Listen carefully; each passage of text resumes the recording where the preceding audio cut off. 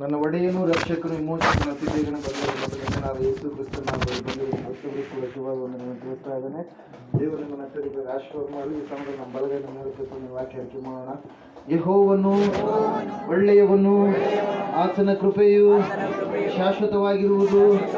ಯೆಹೋವನು ಒಳ್ಳೆಯವನು, ಆತನ ಕೃಪೆಯು ಶಾಶ್ವತವಾಗಿರುವುದು. ಯೆಹೋವನು ಒಳ್ಳೆಯವನು, ಆತನ ಕೃಪೆಯು ಶಾಶ್ವತವಾಗಿರುವುದು. ಆಮೇನ್, ಆಮೇನ್, ಆಮೇನ್. ಹಲ್ಲೆಲೂಯಾ. ಓಕೆ, ಸಮಯದಲ್ಲಿ ನೇರವಾಗಿ ನಾವು ವಾಕ್ಯಕ್ಕೆ ಹೋಗೋಣ. ಓದುವಾರ ಯಾವ ವಾಕ್ಯತ್ತು ನೆನಪು ಮಾಡ್ತೀರಾ? ಓದುವಾರ ಯಾವ ವಿಷಯದ ಕುರಿತಾಗಿ ದೇವರು ನಿಮ್ಮ ಸಂಗಡ ಮಾತಾಡಿದ್ರು ಮರೆತು ಬಿಟ್ಟಿದ್ದೀರಾ? ಓದುವಾರ ಯಾವ ಸಂದೇಶ ಇತ್ತು? ಹಲ್ಲೆಲೂಯಾ. ನಿಮ್ಮ ವೈರಿಗಳನ್ನ ಪ್ರೀತಿಸಿರಿ, ಪ್ರೀತಿಸಿದರೆ ನೀವು ದೇವರ ಮಕ್ಕಳು ಎಂಬುದಾಗಿ. ಹಲ್ಲೆಲೂಯಾ.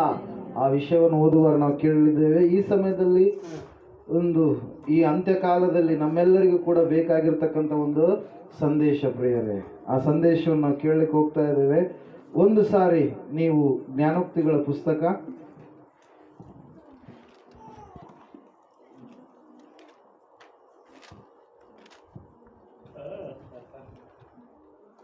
18:21 ದೇವರು ಮೆಚ್ಚುವ ನಾಲಿಗೆ. ಜೀವನ ಮರಣಗಳು ನಾಲಿಗೆಯ ವಶ. ವಚನ ಪ್ರಿಯರು ಅದರ ಫಲವನ್ನು ಅನುಭವಿಸುವರು. ಹಲ್ಲೆಲೂಯಾ. 10ನೇ ಅಧ್ಯಾಯ, ಅದೇ ಜ್ಞಾನೋಕ್ತಿ 19ನೇ ವಾಕ್ಯ.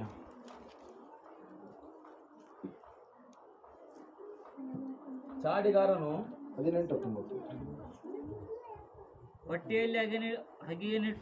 ಹೊಟ್ಟೆಯಲ್ಲಿ ಹಗೆಯನ್ನಿಟ್ಟುಕೊಂಡವನು ಸುಳ್ಳುಗಾರ. ಚಾಡಿಗಾರನು ಜ್ಞಾನಹೀನ. ಮಾತಾಳಿಗೆ ಪಾಪ ತಪ್ಪದು. ಮೌನಿಯು ಮತಿವಂತ. ಹಲ್ಲೆಲೂಯಾ.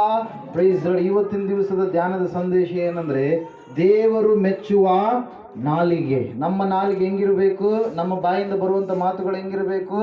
ದೇವರಿಗೆ ಮೆಚ್ಚಿಸುವಂತ ರೀತಿಯಲ್ಲಿ ಇರಬೇಕು. ನಮ್ಮ ಬಾಯಿಯ ಮಾತುಗಳು ಬಹಳ ಬಹಳ ಬಹಳ ಮುಖ್ಯ ಪ್ರಿಯರೇ. ನಾವು ಮಾತಾಡುವಂಥದ್ದು ಪ್ರತಿಯೊಂದು ಕೂಡ ದೇವರ ಲೆಕ್ಕದಲ್ಲಿ ಹಾಕಲ್ಪಡುತ್ತೆ. ಪ್ರತಿಯೊಂದು ಕೂಡ ದೇವರ ನ್ಯಾಯ ವಿಚಾರಣೆಯ ದಿವಸದಲ್ಲಿ ಆತನು ಕೇಳಲಿಕ್ಕಿದ್ದಾನೆ. ಅದರ ಸಲುವಾಗಿ ಸತ್ಯವೇದ ಹೇಳ್ತಾ ಇದೆ, ನಿಮ್ಮ ನಾಲಿಗೆ ವಿಷಯದಲ್ಲಿ ಬಹಳ ಜಾಗರೂಕತೆಯಿಂದ ನೀವು ಇರುವವರಾಗಬೇಕು. ಮೊದಲನೇದಾಗಿ ನಾವು ನೋಡ್ತಾ ಇದ್ದೇವೆ ಸತ್ಯವೇದದಲ್ಲಿ, ಸ್ವಂತ ಕುಟುಂಬದಲ್ಲಿರ್ತಕ್ಕಂಥ ಅಣ್ಣ ಅಕ್ಕ ತಮ್ಮನ ಮೇಲೆ ಕೋಪಗೊಂಡ್ರು, ತಮ್ಮನ ಮೇಲೆ ಕೆಟ್ಟದಾಗಿ ಹೊಟ್ಟೆ ಕಿಚ್ಚು ಪಟ್ಟು ಮಾತಾಡಿದಂಥ ಸಮಯದಲ್ಲಿ, ಹೊಟ್ಟೆ ಕಿಚ್ಚಿನ ಮಾತುಗಳನ್ನು ಮಾತಾಡಿದಂಥ ಸಮಯದಲ್ಲಿ ಆ ತಾಯಿಗೆ ತೊನ್ನು ಶಿಕ್ಷೆ ಎನ್ನುವಂಥದ್ದು ಬಂತು ಪ್ರಿಯರೇ. ಮೋಶೆಯ ವಿಷಯದಲ್ಲಿ ನಾವು ನೋಡ್ತಾ ಇದ್ದೇವೆ. ಹಲ್ಲೆಲೂಯಾ. ದೇವರ ವಾಕ್ಯ ಹೇಳ್ತಾ ಇದೆ, ಸತ್ಯವೇದ ಹೇಳ್ತಾ ಇದೆ, ಸುಳ್ಳಿನ ನಾಲಿಗೆ ಮಾಡಿದಂತ ಕಾರ್ಯಕ್ಕೋಸ್ಕರವಾಗಿ ದಂಪತಿಗಳಾಗಿರ್ತಕ್ಕಂಥ ಅನನೀಯ ಮತ್ತು ಸಫೈರಳು ತಮ್ಮ ಜೀವಿತವನ್ನೇ ಬಲಿಯಾಗಿ ಕೊಡಬೇಕಾಯಿತು. ಅವರ ನಾಲಿಗೆ ಎಂತಹ ನಾಲಿಗೆ ಆಗಿತ್ತದು?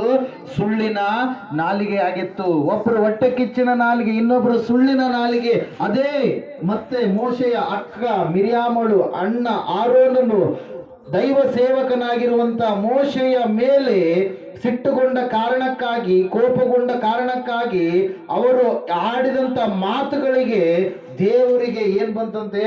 ಕೋಪ ಬಂತು ಎಂಬುದಾಗಿ ವಾಕ್ಯದಲ್ಲಿ ನಾವು ನೋಡ್ತಾ ಇದ್ದೇವೆ. ದೈವ ಸೇವಕರಿಗಾಗಿರ್ಲಿ, ದೇವರ ವಾಕ್ಯವನ್ನು ಸಾರುವಂತ ಸುವಾರ್ಥಿಕರಿಗಾಗಿರ್ಲಿ, ಕೆಟ್ಟ ಮಾತುಗಳು ನಮ್ಮ ಬಾಯಿಂದ ಬಂದ್ರೆ ದೇವರು ಅವರಿಗೆ ಶಿಕ್ಷೆ ಕೊಡ್ಲಾರ್ದೆ ಇರೋದಿಲ್ಲ. ಖಂಡಿತವಾಗಿ ದೇವರು ಅವರಿಗೆ ಶಿಕ್ಷೆ ಕೊಡ್ತಾನೆ ಪ್ರಿಯರ. ಅದ್ರ ಸಲುವಾಗಿ ವಾಕ್ಯ ಹೇಳ್ತಾ ಇದೆ, ನಿಮ್ಮ ನಾಲಿಗೆಯನ್ನ ಬಹಳ ಜಾಗರೂಕತೆಯಿಂದ ನೀವು ಕಾಪಾಡಿಕೊಳ್ಳಬೇಕು. ನಿಮ್ಮ ನಾಲಿಗೆಯ ಮೂಲಕವಾಗಿ ಕೆಟ್ಟ ಬೈಗುಳಗಳು ಬರಬಾರದು. ಕೆಟ್ಟ ಪದಗಳು, ಹೊಲಸು ಪದಗಳು, ಕುಚೋದ್ಯ ಪದಗಳು, ಚಾಡಿಯ ಮಾತುಗಳು ಬರಬಾರದು. ನಿಮ್ಮ ನಾಲಿಗೆ ಯಾವಾಗಲೂ ಕೂಡ ಹರಟೆಯ ಮಾತುಗಳನ್ನಾಡುವ ನಾಲಿಗೆ ಕೂಡ ಆಗಿರಬಾರ್ದು. ಹಲ್ಲೆಲೂಯಾ. ಈ ಅಂತ್ಯ ಕಾಲದಲ್ಲಿ ಹರಟೆ ಮಾತುಗಳನ್ನ ಮಾತಾಡುವಂತವ್ರು, ಅವ್ರನ್ನ ನಗಿಸ್ಬೇಕು, ಇವ್ರನ್ನ ನಗಿಸ್ಬೇಕು. ಹಲ್ಲೆಲೂಯಾ. ಟಿಕ್ ಟಾಕ್ ಯಾವ್ದು ಬಂದಿದೆಯಲ್ಲ, ಅವ್ರನ್ನ ನಗಿಸ್ಬೇಕು ಇವ್ರು ನಗಿಸ್ಬೇಕಂತೇಳಿ ಅದರಲ್ಲೇ ಇನ್ನೊಬ್ಬರು ನಗಿಸೋದ್ರಲ್ಲೇ ತಮ್ಮ ಜೀವಿತವನ್ನ ಕಡಿತಾ ಇದ್ದಾರೆ ಪ್ರೇಯರ್. ಕಾಮಿಡಿಗಳು, ಅಲ್ಲಿ ಡಬಲ್ ಮೀನಿಂಗ್ ಮಾತುಗಳು, ಈ ಅರಟೆಯ ಮಾತುಗಳು, ಇವುಗಳು ಏನಿರಬಾರ್ದು, ದೇವರ ಮಕ್ಕಳಲ್ಲಿ ಇರಬಾರ್ದು. ಅನ್ಯರಲ್ಲಿ ಇರಲಿ, ಅನ್ಯರವರು ಹಲ್ಲೆಲೂಯಾ, ಅವರು ನಿತ್ಯ ಜೀವಕ್ಕೆ ಬಾಧ್ಯರಾದಂಥವರಲ್ಲ, ಅವರಿಗೆ ಮರಣ ಯಾವಾಗಲೂ ಕಾದು ಕುಳಿತುಕೊಂಡಿದೆ. ಅವರು ನಂಬಲಿಲ್ಲ. ದೇವರ ವಾಕ್ಯ ತಿಳಿಸಲ್ಪಟ್ಟಾಗಲೂ ಕೂಡ ರಕ್ಷಕನು ಯೇಸು ಕ್ರಿಸ್ತನು, ಸೃಷ್ಟಿಕರ್ತನು ಯೇಸು ಕ್ರಿಸ್ತನು ಎಂಬುದಾಗಿ ಅವರು ಕೇಳಿಸಿಕೊಂಡಾಗಲೂ ಕೂಡ ಆ ವಾಕ್ಯಕ್ಕೆ ಅವರು ವಿಧೇಯರಾಗಲಿಲ್ಲ. ವಿರೋಧವನ್ನ ತಮ್ಮ ಜೀವಿತದ ಮೂಲಕವಾಗಿ ವ್ಯಕ್ತಪಡಿಸಿದರು. ಪ್ರಿಯರ, ಇಲ್ಲಿ ವಾಕ್ಯ ಹೇಳ್ತಾ ಇದೆ, ಈ ನಾಲಿಗೆ ಉಳ್ಳವರಾಗಿ ನೀವಿದ್ರೆ ನೀವು ದೇವರನ್ನ ಮೆಚ್ಚಿಸುವಂತವರು ಅಲ್ಲ. ಕೆಲವೊಬ್ಬರು ಬಾಯಲ್ಲಿ ಬರೀ ಕೆಟ್ಟ ಮಾತುಗಳಿಗೆ ಬರ್ತಾ ಇರ್ತವೆ. ಹಲ್ಲೆಲೂಯಾ, ನಿಮ್ಮ ಮಾತುಗಳು ರಸಭರಿತವಾಗಿರಬೇಕಂತೇಳಿ ಪೌಲ ಹೇಳ್ತಾನೆ. ಹಲ್ಲೆಲೂಯಾ, ನಿಮ್ಮ ಮಾತುಗಳು ನೀವು ಮಾತಾಡಿದರೆ ಅದು ಇನ್ನೊಬ್ಬರಿಗೆ ಆದರಣೆ ತರುವಂತ ರೀತಿಯಲ್ಲಿರಬೇಕೆ ಹೊರತಾಗಿ ನಿಮ್ಮ ಮಾತುಗಳಿಂದ ಇತರರು ಸಾಯುವಂತ ಸ್ಥಿತಿಗೆ ಹೋಗಬಾರದು, ಇತರರ ಹೃದಯಕ್ಕೆ ಗಾಯವಾಗುವಂತ ಸ್ಥಿತಿಗೆ ಹೋಗಬಾರದು ಎಂಬುದಾಗಿ. ಹಲ್ಲೆಲೂಯಾ, ಮೊಟ್ಟ ಮೊದಲನೇದಾಗಿ ಇವತ್ತಿನ ದಿವಸ ನಾವು ನೋಡ್ಲಿಕ್ಕೆ ಹೋಗ್ತಾ ಇದ್ದೇವೆ ಯಾಕೋಬನ ಪತ್ರಿಕೆ 3ನೇ ಅಧ್ಯಾಯ. ದೇವರಿಗೆ ಮೆಚ್ಚುಗೆಯಾದಂತ ನಾಲಿಗೆ ಯಾವ ನಾಲಿಗೆ ಅಂದರೆ 3ನೇ ಅಧ್ಯಾಯ 9ನೇ ವಾಕ್ಯ. ನಾಲಿಗೆಯಿಂದ ತಂದೆಯಾದ ಕರ್ತನನ್ನು ಕೊಂಡಾಡುತ್ತೇವೆ, ನಾಲಿಗೆಯಿಂದ ತಂದೆಯಾದ ಕರ್ತನನ್ನ ಕೊಂಡಾಡುತ್ತೇವೆ, ಅದರಿಂದಲೇ ದೇವರ ಹೋಲಿಕೆಯಾಗಿ, ಅದರಿಂದಲೇ ದೇವರ ಹೋಲಿಕೆಗೆ ಸರಿಯಾಗಿ ಉಂಟು ಮಾಡಲ್ಪಟ್ಟ ಮನುಷ್ಯರನ್ನು ಶಪಿಸುತ್ತೇವೆ. ಅದೇ ಬಾಯಿಂದ ಸ್ತುತಿ ಶಾಪ ಎರಡೂ ಬರುತ್ತವೆ. Hallelujah, praise the Lord. ಯಾಕೋಬನು ಹೇಳ್ತಾ ಇದ್ದಾನೆ, ನಿಮ್ಮ ನಾಲಿಗೆ ಮೂಲಕವಾಗಿ ತಂದೆಯಾದ ದೇವರನ್ನ, ಕರ್ತನಾಗಿರುವಂತ ದೇವರನ್ನ ನೀವು ಕೊಂಡಾಡ್ತೀರಿ, ಸ್ತುತಿ ಮಾಡ್ತೀರಿ. ಅದೇ ನಾಲಿಗೆಯಿಂದ ಅದೇ ದೇವರಿಗೆ ಹೋಲಿಕೆಯಾಗಿ ಸೃಷ್ಟಿ ಮಾಡಲ್ಪಟ್ಟಿರ್ತಕ್ಕಂಥ ಮನುಷ್ಯರನ್ನ ನೀವೇನ್ ಮಾಡ್ತೀರಿ, ಶಾಪವನ್ನ ಹಾಕ್ತೀರಿ. ಒಂದೇ ಬಾಯಿಯ ಮೂಲಕವಾಗಿ ಸ್ತುತಿ ಅಂದ್ರೆ ಆಶೀರ್ವಾದನೂ ಬರುತ್ತೆ, ಅದೇ ಬಾಯಿಯ ಮೂಲಕವಾಗಿ ಶಾಪನೂ ಬರುತ್ತೆ. ನೀವು ಕೆರೆ ನೀರು ಕುಡಿತೀರಲ್ರಿ, ಎಲ್ಲ ದೊಡ್ಡವರು ಕೆರೆ ನೀರು ಕುಡಿಯೋರು. ಹಲ್ಲೆಲೂಯಾ, ಎಲ್ಲಿ ಕೆರೆ? ಅಲ್ಲಿ ತಿಮ್ಮಾಪುರದಾರಿ. Hallelujah, praise the lord. ಅಲ್ಲಿ ಹೋದಂಥ ಸಮಯದಲ್ಲಿ ಬೆಳಗ್ಗೆ 6 ಗಂಟೆಯಿಂದ 10 ಗಂಟೆವರೆಗೂ ಸಿಹಿ ನೀರು ಬರುತ್ತೆ. 10 ಗಂಟೆಯಿಂದ ಸಾಯಂಕಾಲ 4 ಗಂಟೆವರೆಗೂ ಉಪ್ಪು ನೀರು ಬರುತ್ತೆ. ಆಮೇಲೆ 4 ಗಂಟೆಯಿಂದ 7 ಗಂಟೆವರೆಗೂ ಸಿಹಿ ನೀರು ಬರುತ್ತೆ. ಆಮೇಲೆ 7 ಗಂಟೆಯಿಂದ ಬೆಳಗ್ಗೆ 6 ಗಂಟೆವರೆಗೂ ಉಪ್ಪು ನೀರು ಬರುತ್ತೆ. ಹಿಂಗೆ ಬರುತ್ತಾ? ಕೆರೆ ನೀರು ಹೆಂಗಿರುತ್ತೆ? ಸಿಹಿಯಾಗಿಯೇ ಇರುತ್ತೆ. ಹಲ್ಲೆಲೂಯಾ, ಸಿಹಿ ನೀರು ಮತ್ತೆ ಉಪ್ಪು ನೀರು ಆಗುತ್ತದು ಒಂದೇ ಕೆರೆಯಲ್ಲಿ ಇರ್ತಕ್ಕಂಥ ನೀರು. ಆದರೆ ಬಾಯಿ, ಇದೇ ಬಾಯಿಯಿಂದ ನಾವೇನ್ ಮಾಡ್ತೀವಿ, ದೇವರನ್ನು ಸ್ತುತಿ ಮಾಡ್ತೀವಿ. ಇದೇ ಬಾಯಿಂದ ದೇವರ ಹೋಲಿಕೆಗೆ ಸರಿಯಾಗಿ ಉಂಟು ಮಾಡಲ್ಪಟ್ಟಿರ್ತಕ್ಕಂಥ ಮನುಷ್ಯರನ್ನು ನಾವು ದ್ವೇಷ ಮಾಡ್ತೀವಿ, ಶಾಪ ಹಾಕ್ತೀವಿ, ಬೈಗುಳ ಕೆಟ್ಟದಾಗಿರ್ತಕ್ಕಂಥ ಮಾತುಗಳನ್ನ ಮಾತಾಡ್ತೀವಿ. ದೇವ್ರ ವಾಕ್ಯ ಹೇಳ್ತಾ ಇದೆ, ಸತ್ಯವೇದ ಹೇಳ್ತಾ ಇದೆ, ನೀವು ದೇವರಿಗೆ ಮೆಚ್ಚಿಸುವ ನಾಲಿಗೆ ನಿಮ್ಮದಾಗಬೇಕಾದರೆ ಮೊಟ್ಟ ಮೊದಲನೇದಾಗಿ ದೇವರಿಗೆ ಇಷ್ಟವಾಗಿರುವಂತ ಯಜ್ಞ ಯಾವುದದು? ಸ್ತುತಿ ಯಜ್ಞ. ಸ್ತುತಿ ಅಂದ್ರೆ ಏನ್ರಿ? ದೇವರನ್ನ ಹೊಗಳುವಂಥದ್ದು. ದೇವರೇ ನೀನು ಮಾತ್ರ ಒಳ್ಳೆಯವನು ಸ್ವಾಮಿ, ನೀನೇ ಎಲ್ಲದಕ್ಕೂ ಇದ್ದಂಥವನು, ಮೊದಲು ಇದ್ದಂಥವನು, ಆದಿಯು ಅಂತ್ಯವನ್ನ ಮುಂದಾಗಿ ತಿಳಿಸಿದಂಥ ದೇವರು ನೀನು ಮಾತ್ರ ಎಂಬುದಾಗಿ ಆ ಸೃಷ್ಟಿಕರ್ತನಾದ ದೇವರನ್ನು ಏನ್ ಮಾಡ್ಬೇಕು? ಹೊಗಳಬೇಕು ಪ್ರಿಯರೇ. ಹಲ್ಲೆಲೂಯಾ. ಸ್ತುತಿ ಅಂದ್ರೆ ಏನ್ ಅನ್ಕೊಂಡಿದ್ರಿ ನೀವು? ಪ್ರೈಸ್. ಸ್ತುತಿ ಅಂದ್ರೆ ಏನು? ದೇವರನ್ನ ಹೊಗಳುವಂಥದ್ದು, ಕೊಂಡಾಡುವಂಥದ್ದು, ಆ ದೇವರಿಗೆ ಕೊಡುವಂತ ಸ್ಥಾನ ಮರ್ಯಾದೆ ಬೇರೆ ಯಾವ ವಸ್ತುಗಳಿಗಾಗಿರ್ಲಿ, ವ್ಯಕ್ತಿಗಳಿಗಾಗಿರ್ಲಿ, ವಿಷಯಗಳಿಗಾಗಿರ್ಲಿ, ಸಂಗತಿಗಳಾಗಿರಲಿ, ಯಾವುದೋ ಒಂದು ದಿವಸಕ್ಕಾಗಿರ್ಲಿ ನೀವು ಪ್ರಾಧಾನ್ಯತೆಯನ್ನ ಕೊಡಬಾರದು. ದೇವರಿಗೆ ಕೊಡುವಂತ ಪ್ರಾಧಾನ್ಯತೆ ಯಾವುದಕ್ಕಾದ್ರೂ ನೀನು ಕೊಟ್ಟರೆ ನೀನು ದೇವರನ್ನ ಸ್ತುತಿ ಮಾಡ್ತಾ ಇಲ್ಲ ಅಂತೇಳಿ ಅರ್ಥ ಪ್ರಿಯರೇ. ಹಲ್ಲೆಲೂಯಾ. ಮೊಟ್ಟ ಮೊದಲನೇದಾಗಿ ದೇವರು ಮೆಚ್ಚುವ ನಾಲಿಗೆ ಯಾವ ನಾಲಿಗೆ?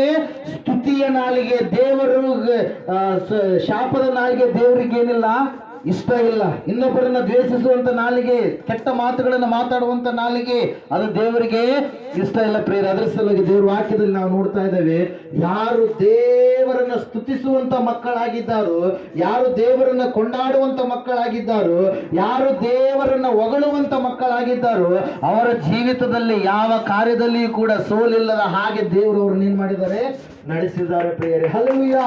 ದೇವರ ವಾಕ್ಯ ಹೇಳ್ತಾ ಇದೆ, ಸತ್ಯವೇದ ಹೇಳ್ತಾ ಇದೆ, ಸ್ತುತಿಯ ನಾಲಿಗೆ ನಿನ್ನ ನಾಲಿಗೆ ಆಗಬೇಕು, ಸ್ತುತಿ ನಿನ್ನ ಬಾಯಿಯ ಮೂಲಕವಾಗಿ ಹೊರಡಬೇಕು, ಶಾಪ ಮಾತ್ರ ನಿನ್ನ ಬಾಯಿಂದ ಬರಬಾರದು. ಹಲ್ಲೆಲೂಯಾ. ದೇವರ ವಾಕ್ಯ ಹೇಳ್ತಾ ಇದೆ, ಸತ್ಯವೇದ ಹೇಳ್ತಾ ಇದೆ ಪ್ರಿಯರೇ, ದೊಡ್ಡದಾಗಿರ್ತಕ್ಕಂಥ ಕೋಟೆ ಎದುರುಗಡೆ ಇದೆ, ಹಿಂದುಗಡೆ ಯೆಹೋಶುವನ ಸೈನ್ಯ ಇದೆ, ಮುಂದುಗಡೆ ದೊಡ್ಡ ಕೋಟೆ ಇದೆ. ದೇವರು ಹೇಳ್ತಾ ಇದ್ದಾನೆ, ನೀವು ಹೋಗ್ರಿ ಅಂತೇಳಿ. ಹಲ್ಲೆಲೂಯಾ. ದೇವ್ರು ಏನ್ ಹೇಳ್ತಾ ಇದ್ದಾನೆ, ನೀವು ಹೋಗ್ರಿ ಅಂತೇಳಿ. ಆದ್ರೆ ನೀವು ಹೆಂಗ್ ಹೋಗ್ಬೇಕು, 6 ದಿವಸ 7 ದಿವಸ ಆ ಪಟ್ಟಣದ ಸುತ್ತಲು ನೀವು ತಿರುಗಬೇಕು. 7ನೇ ದಿವಸ 7 ಸಾರಿ ಸುತ್ತಬೇಕು. ಸುತ್ತಿದ ಮೇಲೆ 7ನೇ ಸಾರಿ ಸುತ್ತುವಂತ ಸಮಯದಲ್ಲಿ ನೀವು ಯಾಜಕರು ಏನ್ ಮಾಡ್ಬೇಕ್ರಿ, ಕೊಂಬುದಬೇಕು. ಹಲ್ಲೆಲೂಯಾ. ಕೊಂಬುದಬೇಕು. ಮತ್ತೆ ಎಲ್ಲರೂ ಸ್ತುತಿಯಿಂದ ಆರ್ಭಟಿಸಬೇಕು. ಆರ್ಭಟಿಸಿದ ತಕ್ಷಣವೇ ಆ ಸುಮಾರು 4 ರಿಂದ 5 ರಥಗಳು ಓಡಾಡುವಂಥ ದೊಡ್ಡದಾಗಿರ್ತಕ್ಕಂಥ ಕಲ್ಲಿನ ಕಾಂಪೌಂಡ್. ಕೋಟೆ ಅಂದ್ರೆ ಕೆಲವು ಜನರಿಗೆ, ಚಿಕ್ಕ ಮಕ್ಕಳಿಗೆ ಅರ್ಥ ಆಗಲ್ಲ. ಹಲ್ಲೆಲೂಯಾ. ಎಷ್ಟು ದೊಡ್ಡ ಕಾಂಪೌಂಡ್ ಅದ, ಇಷ್ಟರಿಂದ ಹಿಡಿದು ಸುಮಾರು 6 ರಥಗಳಂದ್ರೆ ಸುಮಾರು ಒಂದು 5 ಫೀಟ್ 30 ಫೀಟ್ ಉದ್ದಿರ್ತಕ್ಕಂಥ ದೊಡ್ಡದಾಗಿರ್ತಕ್ಕಂಥ ಕಾಂಪೌಂಡ್, ಕಲ್ಲಿನಿಂದ ಕಟ್ಟಿರ್ತಕ್ಕಂಥ ಕೋಟೆ. ಹಲ್ಲೆಲೂಯಾ. ಜೈಲ್ ಇವ್ರು ಇಲ್ಲಿ ನೋಡ್ರಿ, ದೊಡ್ಡ ಹಲ್ಲೆಲೂಯಾ. ಅಷ್ಟು ದೊಡ್ಡದಾಗಿರ್ತಕ್ಕಂಥ ಕೋಟೆಯನ್ನ ಇವರು ಹೆಂಗ್ ಇದು ಮಾಡ್ತಾ ಇದ್ದಾರೆ, ದೇವರನ್ನ ಸ್ತುತಿ ಮಾಡ್ತಾ ಇದ್ದಾರೆ. ಹಲ್ಲೆಲೂಯಾ. ದೇವರು ಹೇಳಿದಾನೆ, ಯೆಹೋಶುವನೇ, ನಾನು ಮೋಶೆ ಸಂಗಡ ಇದ್ದ ಹಾಗೆ ನಿನ್ನ ಸಂಗಡಲ್ಲೂ ಕೂಡ ಇರುವೆನು, ಆದರೆ ಧರ್ಮಶಾಸ್ತ್ರ ಮಾತ್ರ ನಿನ್ನ ಬಾಯಿಂದ ತೆಗೆದು ಹಾಕಬೇಡ, ಅದನ್ನ ಹಗಲಿರುಳು ನೀನು ಧ್ಯಾನಿಸುವವನಾಗು. ದೇವರ ವಾಕ್ಯ ಹೇಳ್ತಾ ಇದೆ, ಇವರು ಹೋಗ್ತಾ ಇದ್ದಾರೆ, ದೊಡ್ಡದಾಗಿರ್ತಕ್ಕಂಥ ಕೋಟೆ ಅಡ್ಡ ಬಂದಾಗಲೂ ಕೂಡ ಇವರು ಆ ಕೋಟೆಯನ್ನ ದಾಟಿ ಮುಂದಕ್ಕೆ ಹೋಗ್ಬೇಕು, ಕಾನಾನ್ ದೇಶಕ್ಕೆ ಹೋಗಬೇಕಾದ್ರೆ. ಹಲ್ಲೆಲೂಯಾ. ಅಲ್ಲಿರ್ತಕ್ಕಂಥ ಜನರು ಇವರ ಮೇಲೆ ಯುದ್ಧ ಮಾಡುವುದಕ್ಕೆ ಎಲ್ಲಾ ರೀತಿಯಿಂದಲೂ ಏನಾಗಿದ್ದಾರೆ, ಅವರು ಸನ್ನದ್ಧರಾಗಿದ್ದಾರೆ, ಸಿದ್ಧರಾಗಿದ್ದಾರೆ. ಆದ್ರೆ ವಾಕ್ಯ ಹೇಳ್ತಾ ಇದೆ, ದೇವರು ಯಾವಾಗ ದೇವರನ್ನ ಇವರು ಸ್ತುತಿ ಮಾಡೋದಕ್ಕೆ, ಆರ್ಭಟಿಸುವುದಕ್ಕೆ ಪ್ರಾರಂಭ ಮಾಡಿದರು, ಅಷ್ಟು ದೊಡ್ಡದಾಗಿರ್ತಕ್ಕಂಥ ಕೋಟೆ ತಾನಾಗಿಯೇ ಉರುಳಿ ಏನಾಯ್ತ್ರಿ, ಎಲ್ಲ ನೆಲಕ್ಕೆ ಬಿತ್ತು. ಇಸ್ರಾಯೇಲರೆಲ್ಲರೂ ಕೂಡ ಆ ಕೋಟೆಯ ಮೂಲಕವಾಗಿ ಹೊರಗಡೆ ಹೋದ್ರು. ಅಲ್ಲಿರ್ತಕ್ಕಂಥ ಎಲ್ಲ ಸಿರಿ ಸಂಪತ್ತನ್ನು ಅವರು ತೆಗೆದುಕೊಂಡ್ರು ಪ್ರಿಯರೇ. ಹಲ್ಲೆಲೂಯಾ. ದೇವರ ವಾಕ್ಯ ಹೇಳ್ತಾ ಇದೆ, ಸತ್ಯವೇದ ಹೇಳ್ತಾ ಇದೆ, ಸ್ತುತಿಸುವ ನಾಲಿಗೆ ನಿನ್ನ ನಾಲಿಗೆ ಆದ್ರೆ ನಿನಗೆ ಎಷ್ಟೋ ದೊಡ್ಡದಾಗಿರ್ತಕ್ಕಂಥ ವಿರೋಧಗಳು ಇದ್ರೂ ಕೂಡ ನಿನ್ನ ನಾಲಿಗೆ ದೇವರನ್ನ ಸ್ತುತಿಸುವ ಕಾರಣಕ್ಕಾಗಿ ಆ ಎಲ್ಲ ಕೋಟೆಗಳು ಏನಾಗ್ತವೆ, ಕೊತ್ತಲುಗಳು ಏನಾಗ್ತವೆ, ಬೀಳುವಂತ ದೇವರು ಕಾರ್ಯ ಮಾಡ್ತಾನೆ. ಹಲ್ಲೆಲೂಯಾ.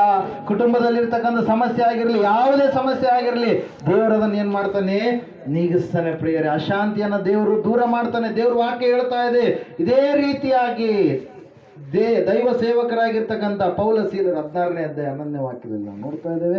ಸತ್ಯವೇದ ಹೇಳ್ತಾ ಇದೆ, ಅಪೊಸ್ತಲರ ಕೃತ್ಯಗಳಲ್ಲಿ ಪೌಲ ಸೀಲರನ್ನ ಬೇಡಿಗಳನ್ನ ಹಾಕಿ ಬಂಧಿಸಿ ಭಯಂಕರವಾದ ಚಿತ್ರಹಿಂಸೆಯನ್ನ ಕೊಟ್ಟು ಆ ಒಂದು ಜೈಲಲ್ಲಿ ಇಟ್ಟಿರ್ಬೇಕಾದ್ರೆ, ಸೆರೆಮನೆಯಲ್ಲಿ ಇಟ್ಟಿರ್ಬೇಕಾದ್ರೆ, ಅಲ್ಲಿ ವಾಕ್ಯದಲ್ಲಿ ನಾವು ನೋಡ್ತಾ ಇದ್ದೇವೆ, ಮಧ್ಯರಾತ್ರಿಯಲ್ಲಿ ಪೌಲ ಸೀಲರು ಆ ಭಯಂಕರವಾದಂತ ಪರಿಸ್ಥಿತಿಯ ಮಧ್ಯದಲ್ಲಿ ದೇವರನ್ನ ಏನ್ ಮಾಡ್ತಾ ಇದ್ದಾರಂತೆ, ಸ್ತುತಿ ಮಾಡ್ತಾ ಇದ್ದಾರೆ. ಹಲ್ಲೆಲೂಯಾ.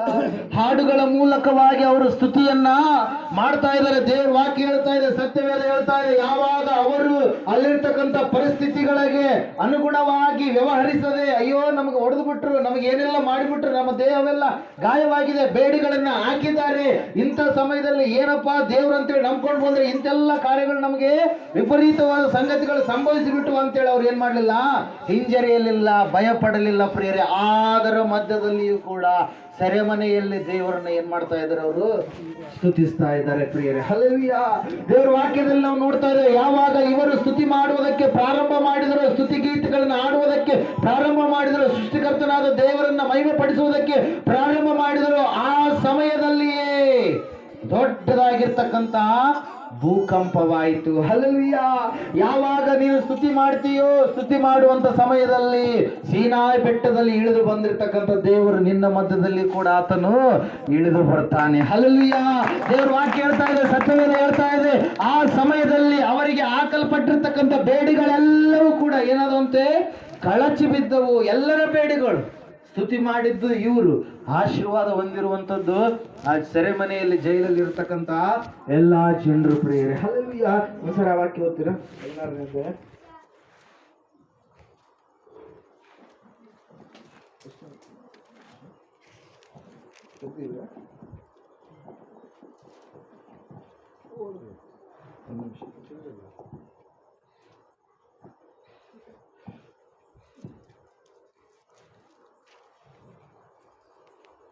16ನೇ ವರ್ಷ 25 23 ಅವರಿಗೆ ಬಹಳ ಪೆಟ್ಟುಗಳನ್ನು ಹೊಡಿಸಿದ ಮೇಲೆ ಸೆರೆಮನೆಯೊಳಗೆ ಹಾಕಿಸಿ ಇವರನ್ನ ಭದ್ರವಾಗಿ ಕಾಯಬೇಕೆಂದು ಸೆರೆಯ ಯಜಮಾನನಿಗೆ ಖಂಡಿತವಾಗಿ ಹೇಳಿದರು. ಅವನು ಇಂಥ ಅಪ್ಪಣೆಯನ್ನ ಹೊಂದಿ ಅವರನ್ನ ಸೆರೆಮನೆಯ ಒಳ ಕೋಣೆಯಲ್ಲಿ ಹಾಕಿ ಅವರ ಕಾಲುಗಳಿಗೆ ಕೋಳವನ್ನ ಹಾಕಿ ಬಿಗಿಸಿದನು. ಹಲ್ಲೆಲೂಯಾ.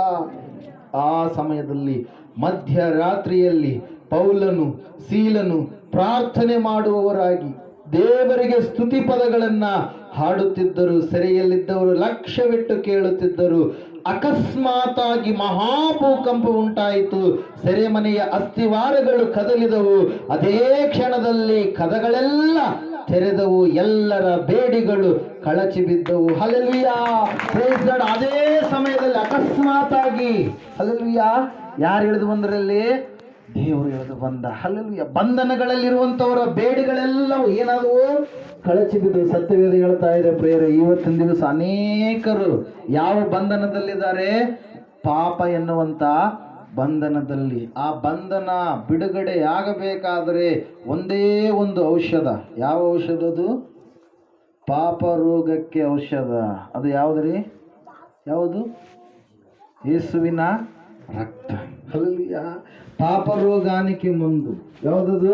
ಯೇಸುವಿನ ರಕ್ತ. ಯೇಸುವಿನ ಬಳಿಗೆ ಬರಲಾರದೆ ಹೋದ್ರೆ ಈ ಲೋಕದಲ್ಲಿ ಹುಟ್ಟಿರುವಂತವ್ರು ಯಾರೇ ಆಗಿರಲಿ ಅವರ ಪಾಪ ಹೋಗೋದಕ್ಕೆ ಸಾಧ್ಯನೇ ಇಲ್ಲ. ಹಲ್ಲೆಲೂಯಾ. ಯೇಸು ಕ್ರಿಸ್ತನ ಪರಿಶುದ್ಧವಾದ ರಕ್ತದಲ್ಲಿ ತೊಳೆಯಲ್ಪಟ್ಟವರು ಮಾತ್ರ ಪರಿಶುದ್ಧರು ಎಂಬುದಾಗಿ, ನೀತಿವಂತರು ಎಂಬುದಾಗಿ, ದೇವರ ರಾಜ್ಯಕ್ಕೆ ಬಾಧ್ಯರಾದವರು ಎಂಬುದಾಗಿ ಕರೆಯಿಸಿಕೊಳ್ತಾರೆ ಪ್ರಿಯರೇ. ಹಲ್ಲೆಲೂಯಾ. ಅದರ ಸಲುವಾಗಿ ಇಲ್ಲಿ ನಾವು ನೋಡ್ತಾ ಇದ್ದೇವೆ, ಇವತ್ತಿನ ದಿವಸ ಈ ಸಮಾಜದಲ್ಲಿ ನಾವು ನೋಡುವಾಗ ಎಲ್ಲರೂ ಯಾವುದೋ ಒಂದು ಬಂಧನದಲ್ಲಿ ಅವ್ರು ಏನ್ ಮಾಡಿದ್ದಾರೆ? ಸಿಲುಕಿ ಹಾಕಿಕೊಂಡಿದ್ದಾರೆ. ಆತ್ಮಿಕವಾಗಿ ಆಲೋಚನೆ ಮಾಡುವಂತ ನಾವು ಸಮಯದಲ್ಲಿ ಪ್ರಿಯರೇ, ದೇವ್ರ ವಾಕ್ಯ ಹೇಳ್ತಾ ಇದೆ, ಆ ಎಲ್ಲ ಬಂಧನಗಳು ಬಿಡುಗಡೆ ಆಗಬೇಕಾದ್ರೆ, ಆ ಬಂಧನಗಳೆಲ್ಲವೂ ಕೂಡ ಕಳಚಿ ಬೀಳಬೇಕಾದ್ರೆ ಅವ್ರು ಏನ್ ಮಾಡಬೇಕು? ಸೃಷ್ಟಿಕರ್ತನಾದ ದೇವರ ಬಳಿಗೆ ಬರಬೇಕು. ಈ ಸ್ತುತಿಯ ಗುಂಪಿನಲ್ಲಿ ನೀನಿರುವಾಗ, ಸ್ತುತಿ ಮಾಡುವಂತ ಸಮಯದಲ್ಲಿ ನಿನಗೆ ಗೊತ್ತಿರಲಾರ್ದೆ ನೀನು ಏನ್ ಹೊಂದಿಕೊಂಡಿರ್ತೀಯ? ಸ್ವಸ್ಥತೆಯನ್ನ ಹೊಂದಿಕೊಂಡಿರ್ತೀಯ. ಹಲ್ಲೆಲೂಯಾ. Praise God. ದೇವರ ವಾಕ್ಯದಲ್ಲಿ ನಾವು ನೋಡ್ತಾ ಇದ್ದೇವೆ, ಸತ್ಯವೇದ ಹೇಳ್ತಾ ಇದೆ ಪ್ರಿಯರೇ, ಸ್ತುತಿಸುವ ನಾಲಿಗೆ ನಿನ್ನದಾದರೆ ನಿನಗೆ ಅನೇಕವಾದ ಆಶೀರ್ವಾದಗಳು ಇದಾವೆ. ಹಲ್ಲೆಲೂಯಾ. ನಿನ್ ದೇವರು ಮೆಚ್ಚುವ ನಾಲಿಗೆ ಯಾವ ನಾಲಿಗೆ? ಸ್ತುತಿಸುವಂತ ನಾಲಿಗೆ. ಹಲ್ಲೆಲೂಯಾ.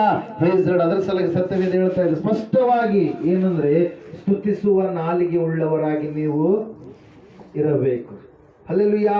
Praise God. ಅದರ ಸಲುವಾಗಿ ಪ್ರಿಯರೇ, ಒಂದ್ಸಾರಿ ಏನಾಗುತ್ತಂದ್ರೆ 2ನೇ ಪೂರ್ವಕಾಲ ವೃತ್ತಾಂತ 20ನೇ ಅಧ್ಯಾಯದಲ್ಲಿ ನೀವು ನೋಡುವಾಗ ಅಲ್ಲಿ ಸತ್ಯವೇದದಲ್ಲಿ ನಾವು ನೋಡ್ತಾ ಇದ್ದೇವೆ, ಯೆಹೋಷಾಫಾಟ ಅರಸನಿಗೆ ವಿರೋಧವಾಗಿ, ಒಂದ್ಸಾರಿ ಓದ್ತೀರಾ? 2ನೇ ಪೂರ್ವಕಾಲ ವೃತ್ತಾಂತ 20ನೇ ಅಧ್ಯಾಯ ಇದ್ದೀರಾ?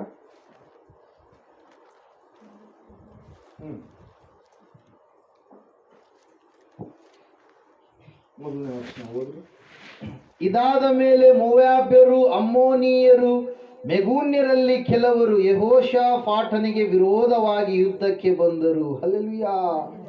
ದೂತರು ಬಂದು ಯೆಹೋಷಾಫಾಟನಿಗೆ, ಮಹಾಸಮೂಹವು ನಿನಗೆ ವಿರೋಧವಾಗಿ ಲವಣ ಸಮುದ್ರದ ಆಚೆಯಲ್ಲಿರುವ ಅರಾಮ್ ಪ್ರಾಂತದ ಕಡೆಯಿಂದ ಬಂದು ಈಗ ಹೇಗೆಂದಿ ಎನಿಸಿಕೊಳ್ಳುವ ಅಚೆಚೋನ್ ತಾಮಾರಿನಲ್ಲಿರುತ್ತಾರೆಂದು ತಿಳಿಸಿದಾಗ ಯೆಹೋಷಾಫಾಟನು ಹೆದರಿ ಯೆಹೋವನನ್ನೇ ಆಶ್ರಯಿಸಿಕೊಳ್ಳಬೇಕೆಂದು ನಿರ್ಣಯಿಸಿಕೊಂಡು ಯೆಹೂದ್ಯರೆಲ್ಲರೂ ಉಪವಾಸ ಮಾಡಬೇಕೆಂದು ಪ್ರಕಟಿಸಿದನು. Hallelujah, praise God. ಇಲ್ಲಿ ನಾವು ನೋಡ್ತಾ ಇದ್ದೇವೆ, 3 ರಾಜ್ಯಗಳ ರಾಜರು ಎಲ್ಲರೂ ಕೂಡಿ ಯೆಹೋಷಾಫಾಟ ಅರಸನಿಗೆ ವಿರೋಧವಾಗಿ ಯುದ್ಧ ಮಾಡುವುದಕ್ಕಾಗಿ ಬರ್ತಾ ಇದ್ದಾರೆ. ಪ್ರೇರ ಸತ್ಯವೇದ ಹೇಳ್ತಾ ಇದೆ, ಈ ಯೆಹೋಷಾಫಾಟ ರಾಜನು ಅವರೆಲ್ಲ ಸೈನ್ಯಗಳಲ್ಲಿರ್ತಕ್ಕಂಥ ಸೈನ್ಯ ಶಕ್ತಿಯನ್ನ, ಅವರಲ್ಲಿರ್ತಕ್ಕಂಥ ಆಯುಧಗಳನ್ನ, ಅವರು ಮಾಡುವಂತ ಯುದ್ಧ ತಂತ್ರಗಳನ್ನ ಎಲ್ಲವುಗಳನ್ನ ಕೇಳಿ ಆತನು ಏನ್ ಮಾಡ್ತಾ ಇದ್ದಾನೆ?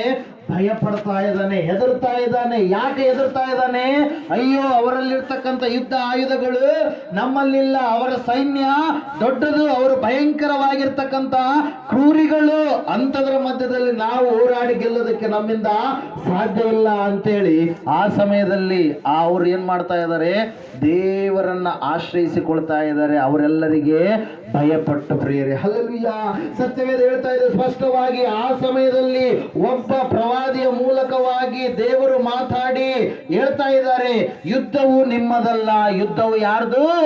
ದೇವರದೇ ಎಂಬುದಾಗಿ. ಹಲ್ಲೆಲೂಯಾ, ದೇವರ ವಾಕ್ಯ ಹೇಳ್ತಾ ಇದೆ, ಈ ಯೆಹೋಷಾಫಾಟ ರಾಜನು ಇಂಥ ಬಲಹೀನತೆಯ ಸಮಯದಲ್ಲಿ ಆತನು ಯಾವ ನಾಲಿಗೆ ಉಳ್ಳವನಾಗಿದ್ದಂದ್ರೆ ಪ್ರಾರ್ಥಿಸುವಂತ ನಾಲಿಗೆ. ಹಲ್ಲೆಲೂಯಾ, ಏನಾದ್ರೂ ಕಷ್ಟಗಳು ನಷ್ಟಗಳು ಬಂದಂತ ಸಮಯದಲ್ಲಿ ಅನೇಕರು ದಾರಗಳ ಹತ್ರ, ಆ ಗಿಡಗಳಲ್ಲಿ ಆಗಿರುವಂತ ಹಣ್ಣುಗಳ ಹತ್ರ, ಕಾಯಿಗಳ ಹತ್ರ ಒಡೆ ಹೋಗ್ತಾರೆ. ಹಲ್ಲೆಲೂಯಾ, ದಾರದಾಗ ಅನ್ನ ಇನ್ನೊಂದು ಮುಂದಂದ್ರೆ ಯಾವುದ್ರಾಗ ಏನು ಕೂಡ ಶಕ್ತಿ ಅಲ್ಲವೇ ಇಲ್ಲ. ಶಕ್ತಿ ಇರುವಂಥದ್ದಲ್ಲಿ ನಿನ್ನ ನಾಲಿಗೆಯಲ್ಲಿ. ಹಲ್ಲೆಲೂಯಾ, ಎಲ್ಲಿದೆ ಶಕ್ತಿ? ನಿನ್ನ ನಾಲಿಗೆಯಲ್ಲಿ. ನೀನು ದೇವರನ್ನ ಪ್ರಾರ್ಥಿಸುವುದೇ ಆದರೆ ಎಲ್ಲ ಕಾರ್ಯಗಳನ್ನ ದೇವರು ಏನ್ ಮಾಡ್ತಾರೆ? ಅನುಕೂಲ ಮಾಡಿಕೊಡ್ತಾರೆ. ಒಂದು ವೇಳೆ ನೀನು ನಂಬಿಕೆ ಇಲ್ಲಾರ್ದೆ 1000 ಪ್ರಾರ್ಥನೆ ಮಾಡಿದ್ರು ಕೂಡ ನಿನಗೆ ಸಕ್ಸಸ್ ಆಗಲ್ಲ. ಹಲ್ಲೆಲೂಯಾ, ನಂಬಿಕೆ ಇರಲಾರ್ದೆ 1000 ಪ್ರಾರ್ಥನೆ ಮಾಡಿದ್ರು ಕೂಡ ಸಕ್ಸಸ್ ಆಗೋದಕ್ಕೆ ಸಾಧ್ಯ ಇಲ್ಲ. ಅದು ಹೆಂಗಿರುತ್ತಂದ್ರೆ, ಎಲೆಕ್ಷನ್ ಟೈಮಲ್ಲಿ ನಾವು ನೋಡ್ತಾ ಇರ್ತೀವಿ, ಎಲ್ಲರ ಮನೆಗಳಿಗೆ ಬಂದು ಏನು ಮಾಡ್ತಾರೆ? ಓಟ್ ಹಾಕ್ರಿ ಅಂತೇಳಿ ಹೇಳ್ತಾರೆ. ಎಲ್ಲರ ಮನೆಗಳಿಗೆ ಬರ್ತಾರೆ. ಹಲ್ಲೆಲೂಯಾ, ಗೆದ್ದ ಮೇಲೆ ಒಬ್ಬರ ಮನೆಗೆ ಕೂಡ ಕಾಲಿಡಲ್ಲ. ಹಲ್ಲೆಲೂಯಾ, ಏನ್ರಿ? ಆ ಸಮಯದಾಗ ಮಾತ್ರ. ಆ ಥರ ಇದ್ರೆ ಏನು ಉಪಯೋಗ ಆಗಲ್ಲ. ಯಾವಾಗಲೂ ಕೂಡ ಏನಾದರೂ ಕಷ್ಟ ಬರಲಿ, ನಷ್ಟ ಬರಲಿ, ಏನು ಬಂದಾಗಲೂ ಕೂಡ ನೀನು ಯಾರನ್ನ ಆಶ್ರಯಿಸಬೇಕು? ಯಾರಿಗೆ ಪ್ರಾರ್ಥಿಸಬೇಕು? ಸೃಷ್ಟಿಕರ್ತನಾದ ದೇವರು. ನಿನಗಾಗಿ ಯಾವಾಗಲೂ ಆತನು ಕಾಯ್ದು ಕುಳಿತುಕೊಂಡಿದ್ದಾನ, ಆದ್ರೆ ನಿನಗೆ ಗೊತ್ತಿಲ್ಲ. ಅದನ್ನು ತಿಳಿಸೋ ಸಲುವಾಗಿ ಬಾಗಿಲಿಂದ ದೇವರು ನಮ್ಮನ್ನ ಕಳಿಸಿರುವಂಥದ್ದು. ಪ್ರಿಯರೇ, ಎರಡನೇದಾಗಿ ಪ್ರಾರ್ಥಿಸುವ ನಾಲಿಗೆ ನಿನ್ನ ನಾಲಿಗೆ ಆದರೆ ನಿನ್ನ ಜೀವಿತದಲ್ಲಿ ಯಾವ ಬಲಹೀನತೆಯೂ ಕೂಡ, ಬಡತನವೂ ಕೂಡ, ಎಂತಹದೇ ಆಗಿರ್ತಕ್ಕಂಥ ತೊಂದರೆ ಇದ್ರೂ ಕೂಡ ಆ ಪ್ರಾರ್ಥನೆ ಏನ್ ಮಾಡುತ್ತೆ? ನಿನ್ನ ಜೀವಿತದಲ್ಲಿ ಬಿಡುಗಡೆ ಕೊಡುತ್ತೆ. ಹಲ್ಲೆಲೂಯಾ, ದೇವರು ವಾಕ್ಯ ಹೇಳ್ತಾ ಇದೆ, ಸತ್ಯವೇದ ಹೇಳ್ತಾ ಇದೆ, ಈ ಯೆಹೋಷಾಫಾಟ ರಾಜನು ಆ ಸಮಯದಲ್ಲಿ ಕುಂದಿ ಹೋಗಿ, ಅಯ್ಯೋ ನಾನು ನಿಮಗೆ ಕಪ್ಪ ಕಾಣಿಕೆಯನ್ನು ಕೊಟ್ಬಿಡ್ತೀನಿ, ನನ್ನ ದೇಶದ ಮೇಲೆ ಯುದ್ಧಕ್ಕೆ ಬರಬೇಡ ಅಂದಿದ್ರೆ ಆವತ್ತಿನ ದಿವಸ ಆತನ ರಾಜ್ಯ ಏನಾಗ್ತತ್ರಿ? ಹಾಳಾಗಿ ಹೋಗ್ತಾ ಇತ್ತು. ಹಲ್ಲೆಲೂಯಾ, ನಾ ಇಷ್ಟು ಕೊಟ್ಬಿಡ್ತೀನಿ, ನನ್ನ ಬಳಿಗೆ ನೀವು ಬರಬೇಡ್ರಿ, ನಾವು ವರ್ಷ ಇಷ್ಟು ಕೊಟ್ಕೊಂತ ಇರ್ತೀನಿ ಕಪ್ಪ ಕಾಣಿಕೆ ಅಂತ. ನಿಮ್ಗೆ ಗೊತ್ತಿದನೋ ಇಲ್ಲ? Hallelujah, praise God. ಆ ಕಪ್ಪ ಕಾಣಿಕೆಯನ್ನು ಕಳಿಸಿದ್ರೆ ಆವತ್ತಿನ ದಿವಸ ಅಲ್ಲಿರ್ತಕ್ಕಂಥ ಎಲ್ಲ ಜನರ ಮೇಲೆ ಆ ಅಮೋನಿಯರು, ಮೋವಾಬರು, ಇನ್ನು ಬೇರೆ ಬೇರೆ ಜನಾಂಗದವರು ಬಂದು ಆಳ್ವಿಕೆ ಮಾಡಿ, ದಬ್ಬಾಳಿಕೆ ಮಾಡಿ ಎಲ್ಲವನ್ನ ಇಸ್ರಾಯೇಲ್ ದೇಶವನ್ನು ಏನ್ ಮಾಡ್ತಿದ್ರಿ? ನಾಶನ ಮಾಡ್ತಿದ್ರು. ಆದ್ರೆ ಯೆಹೋಷಾಫಾಟ ರಾಜನು ಹಾಗೆ ಮಾಡಲಿಲ್ಲ. ಏನ್ ಮಾಡಿದ? ದೇವರಿಗೆ ಪ್ರಾರ್ಥಿಸಿದ. ಹಲ್ಲೆಲೂಯಾ, ಯಾಕೋಬನ ಪತ್ರಿಕೆಯಲ್ಲಿ ನಾವು ನೋಡ್ತಾ ಇದ್ದೇವೆ, ಯಾಕೋಬನು ಹೇಳ್ತಾ ಇದ್ದಾನೆ, 5ನೇ ಅಧ್ಯಾಯ ತೆಗ್ರಿ,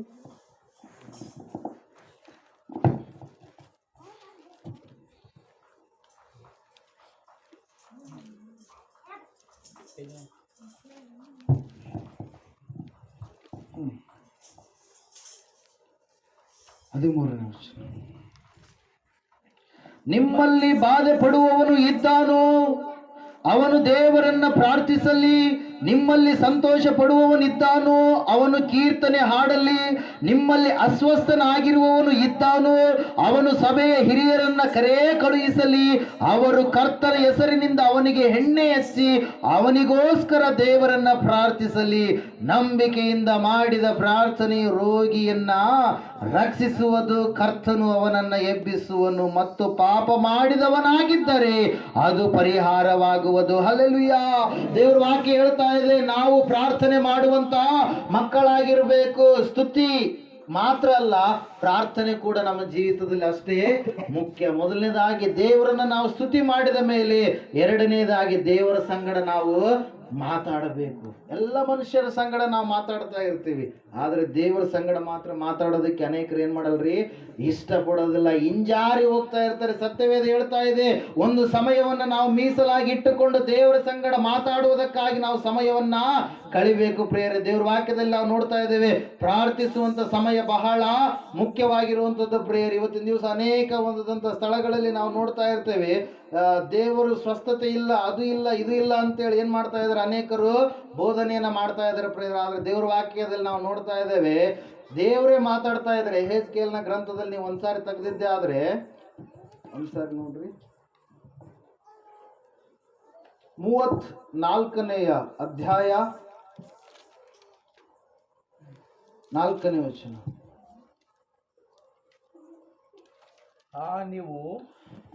ನೀವು ದುರ್ಬಲವಾದವುಗಳನ್ನ ಬಲಗೊಳಿಸಲಿಲ್ಲ, ರೋಗದವುಗಳನ್ನು ಸ್ವಸ್ಥ ಮಾಡಲಿಲ್ಲ, ಮುರಿದ ಅಂಗಗಳನ್ನು ಕಟ್ಟಲಿಲ್ಲ, ಓಡಿಸಿದವುಗಳನ್ನ ಮಂದೆಗೆ ಸೇರಿಸಲಿಲ್ಲ, ತಪ್ಪಿಸಿಕೊಂಡವುಗಳನ್ನ ಹುಡುಕಲಿಲ್ಲ, ಅವುಗಳನ್ನ ಹಿಂಸೆ ಬಲಾತ್ಕಾರಗಳಿಂದ ಆಳುತ್ತಾ ಬಂದಿದ್ದೀರಿ. ಕುರುಬರು ಇರಲಿಲ್ಲವಾದದ್ದರಿಂದ ಅವು ಚದರಿ ಹೋದವು, ದಿಕ್ಕಾಪಾಲಾಗಿ ಕಾಡಿನ ಸಕಲ ಮೃಗಗಳಿಗೆ ತುತ್ತಾದವು. ಹಲ್ಲೆಲೂಯಾ. ಕುರುಬರಿಗೆ ಅಂದ್ರೆ ದೈವ ಸೇವಕರಿಗೆ ದೇವರು ಕೊಡುವಂತ ಎಚ್ಚರಿಕೆ ಏನಂತ್ರಿ, ದುರ್ಬಲವಾದವುಗಳನ್ನು ನಾವು ಬಲಗೊಳಿಸು. ಕೆಲವೊಬ್ಬರು ನಂಬಿಕೆಯಲ್ಲಿ ಬಹಳ ಉನ್ನತವಾಗಿರ್ತಾರೆ, ಕೆಲವೊಬ್ಬರು ನಂಬಿಕೆ ದುರ್ಬಲವಾಗಿರುತ್ತೆ. ಸ್ವಲ್ಪ ಹೊತ್ತು ನಂಬಿಕೆ ಉಳ್ಳರಾಗಿರ್ತಾರೆ, ಆಮೇಲೆ ಎಲ್ಲಿದನಪ್ಪ ದೇವ್ರು, ಇಷ್ಟೆಲ್ಲ ಯಾಕೆ ಆಗ್ಬೇಕಾಗಿತ್ತು, ದೇವ್ರು ಇದ್ದಿದ್ರಿ ಅಂತೇಳಿ ಏನ್ ಮಾಡ್ತಾರೆ, ಅಪನಂಬಿಕೆಯ ಮಾತುಗಳನ್ನ ಮಾತಾಡ್ತಾರೆ. ಇನ್ನೊಬ್ರು ಸ್ಟ್ರಾಂಗ್ ಫೇತ್ ಅಂದ್ರೆ ಏನಾಗಿರೋ ಎಲ್ಲವೂ ಕೂಡ ದೇವರ ಒಂದು ಚಿತ್ತ, ಅಲ್ಲಿ ಎಲ್ಲ ದೇವರ ಚಿತ್ತಕ್ಕೆ ಒಳಗಾಗಿಯೇ ಆಗ್ತಾ ಇರುವಂತದ್ದು ಅಂತೇಳಿ ಏನ್ ಮಾಡ್ತಾರ್ರಿ, ವಿಶ್ವಾಸ ಇಡ್ತಾರೆ. ಹಲ್ಲೆಲೂಯಾ. ಇಲ್ಲಿ ನಾವು ನೋಡ್ತಾ ಇದ್ದೇವೆ, ದೇವರೇ ಹೇಳ್ತಾ ಇದ್ದಾನೆ, ಕುರುಬರಿಗೆ ದೇವರು ಎಚ್ಚರಿಕೆ ಕೊಡುವಂತ ಮಾತು ಏನ್ರಿ, ದುರ್ಬಲವಾದವುಗಳನ್ನ ಬಲಗೊಳಿಸಬೇಕು, ರೋಗವಾದಂತವುಗಳನ್ನ ಸ್ವಸ್ಥಪಡಿಸಬೇಕು. ನೀವು ಪ್ರಾರ್ಥನೆ ಮಾಡಿದ್ರೆ ಸ್ವಸ್ಥತೆ ಆಗುತ್ತೆ ಅಂತೇಳಿ ದೇವರು ಹೇಳಿದ್ದಾರೆ. ಹಲ್ಲೆಲೂಯಾ. ದೇವರ ಸ್ಥಳದಲ್ಲಿ ಸ್ವಸ್ಥತೆ ಇರಲಿಲ್ಲ ಅಂದ್ರೆ ದೇವರ ಸ್ಥಳ ಆಗಕ್ಕದು ಸಾಧ್ಯನೇ ಇಲ್ಲ. ಹಲ್ಲೆಲೂಯಾ. ದೇವರಂದ್ರೆ ಯಾರ್ರಿ, ಆತನ ಅದ್ಭುತಗಳನ್ನ ಮಾಡುವ ಆತನು. ನೀನು ಪ್ರಾರ್ಥನೆ ಮಾಡುವಾಗ ರೋಗಿಗೆ ಏನಾಗುತ್ತೆ, ಸ್ವಸ್ಥತೆ ಆಗುತ್ತೆ. ಹಲ್ಲೆಲೂಯಾ. ನಿನ್ನ ನಾಲಿಗೆ ಮೊದಲನೇದಾಗಿ ಸ್ತುತಿಸುವ ನಾಲಿಗೆ ಆಗಿದ್ರೆ, ಎರಡನೇದಾಗಿ ನಿನ್ನ ನಾಲಿಗೆ ಎಂತ ನಾಲಿಗೆ ಆಗಿರ್ಬೇಕು, ಪ್ರಾರ್ಥಿಸುವ ನಾಲಿಗೆ ಆಗಿರಬೇಕು. ಮತ್ತಾಯನ ಬರೆದ ಸುವಾರ್ತೆ 6ನೇ ಅಧ್ಯಾಯ 6ನೇ ವಚನದಲ್ಲಿ ನಾವು ನೋಡ್ತಾ ಇದ್ದೇವೆ, ಯೇಸು ಸ್ವಾಮಿ ಅವರು ಹೇಳ್ತಾ ಇದ್ದಾರೆ, ಪ್ರಾರ್ಥನೆ ಮಾಡುವಂತ ಸಮಯದಲ್ಲಿ ನಾವು ಯಾವ ರೀತಿಯಾಗಿ ಇರಬೇಕೆಂಬುದಾಗಿ. ಪ್ರಿಯರೇ, ಹಲ್ಲೆಲೂಯಾ. ಮತ್ತ ಯಾರು ಬೇಗ ಹೋದ್ರಿ ಒಂದ್ಸರಿ. ನೀನು ಪ್ರಾರ್ಥನೆ ಮಾಡುವಾಗ ಮಾಡಬೇಕಾದರೆ ನಿನ್ನ ಏಕಾಂತದ ಕೋಣೆಯೊಳಗೆ ಹೋಗಿ ಬಾಗಿಲನ್ನ ಮುಚ್ಚಿಕೊಂಡು ಅಂತರಂಗದಲ್ಲಿಯೂ ಇರುವ ನಿನ್ನ ತಂದೆಗೆ ಪ್ರಾರ್ಥನೆ ಮಾಡು. ಅಂತರಂಗದಲ್ಲಿ ನಡೆಯುವುದನ್ನ ನೋಡುವ ನಿನ್ನ ತಂದೆಯು ನಿನಗೆ ಫಲ ಕೊಡುವನು. ಕಂಟಿನ್ಯೂ ಹೋದ್ರು. ಆದರೆ ಪ್ರಾರ್ಥನೆ ಮಾಡುವಾಗ ಅಜ್ಞಾನಿಗಳ ಹಾಗೆ, ಅದಕ್ಕಿಂತ ಮುಂಚಿತವಾಗಿರುತ್ತೆ. ಏನಂತ ಹೇಳಂದ್ರೆ 4-5ರಲ್ಲಿ ಬೀದಿಗಳಲ್ಲಿ ಚೌಕಗಳಲ್ಲಿ ನಿಂತುಕೊಂಡು ಜನರು ಕಾಣ್ಲಿ ಅಂತೇಳಿ ಏನ್ ಮಾಡಬಾರ್ದಂತೆ, ಪ್ರಾರ್ಥನೆ ಮಾಡಬಾರ್ದು. ಹಲ್ಲೆಲೂಯಾ. ಪ್ರೈಸ್ ಕೆಲವೊಬ್ರು ವಿಷಯವಾಗಿ ಕೆಲವೊಬ್ರು ಸಾಕ್ಷಿ ಕೊಡ್ತಾ ಇರ್ತಾರೆ, ಇಲ್ಲ ರೀ ಅವ್ರು ಹಂಗೆ ಪ್ರಾರ್ಥನೆ ಮಾಡ್ತಾರೆ, ಹಿಂಗೆ ಪ್ರಾರ್ಥನೆ ಮಾಡ್ತಾರೆ.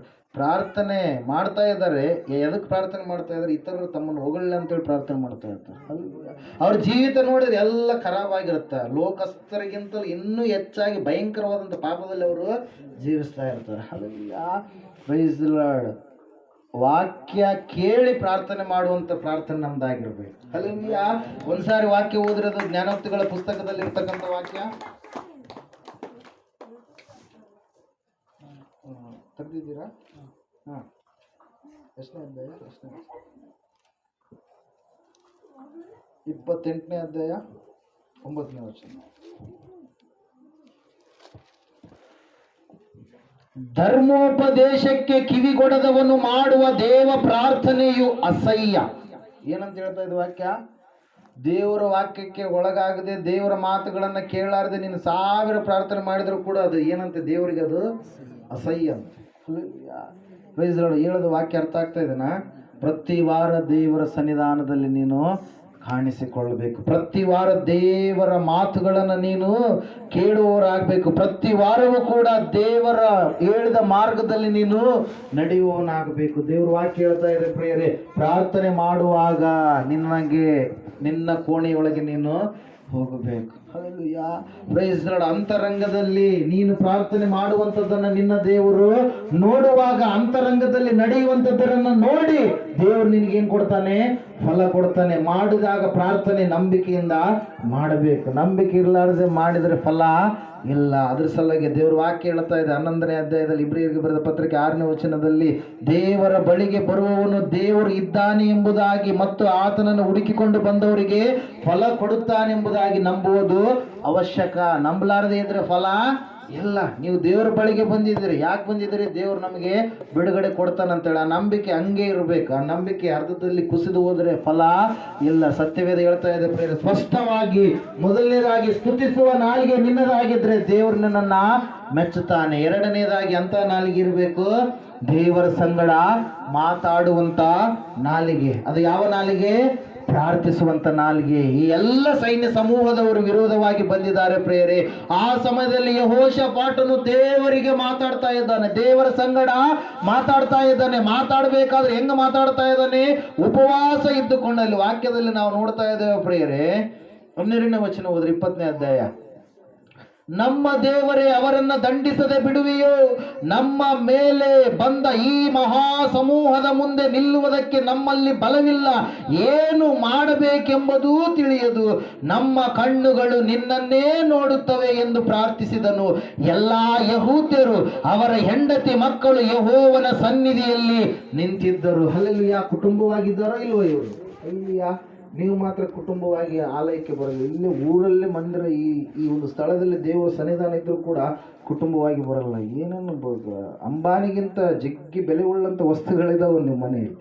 ಬೆಳ್ಳಿ ಬಂಗಾರ ಜಾಸ್ತಿ ಇರಬೇಕು. ಅದನ್ನು ಬಿಟ್ಟು ಹೆಂಗೆ ಬರ್ಬೇಕಂತೇಳಿ ಮನೆ ಹತ್ರನೇ ಕೂತ್ಕೊಂಡಿರ್ತೀರಿ. ದೇವರ ಸನ್ನಿಧಾನ ಇಲ್ಲಿದ್ದಾಗ ದೇವರ ಸನ್ನಿಧಾನ.